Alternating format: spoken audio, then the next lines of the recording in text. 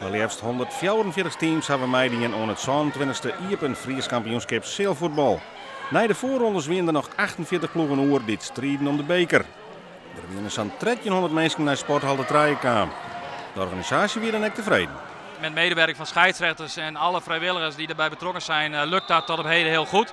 Maar als de organisatie staat, dan kom je een heel eind. En ik denk dat wij tot op heden, laten we de avond, laten we niet vooruitlopen op zaken, maar tot op heden gaat het prima. Dus, en daar zijn we zeer tevreden over.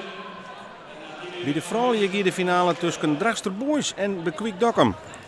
Drachtster Boys is titelverdediger en pakt ook hier weer de overwinning. Onder meer trok deze goal van Esther van Toledo winnen de Drachtsters met 3-0 van Bekwik Dokkum. Het is de 4e keer op rij dat de beker naar Drachten gaat. Sportclub Stienjes bereikte bij de Molen verrassende eindstrieën. En daarin moesten ze het opnemen met zijn eredivisionist Leekster Eagles. De ploeg uit de league kwam gauw op voorsprong door een goal van Marvin van Wijk. Stienjes kon heel aardig meekomen, maar let dan op deze actie van Karim Lajeb. Prachtig tussen 2 man en dan gaat er alleen nog terug. En met links weet er het automaatje en scoort Sa de 2-0. Karim Lajeb.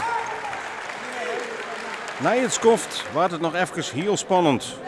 Want Stienjes kan weer omkomen in de wedstrijd terug deze hensbal en dus de penalty.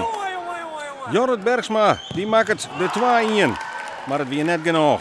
Het bloedt bij 2-1. Trainer Sieben Abe Hoekstra wint voor het eerst die prijs.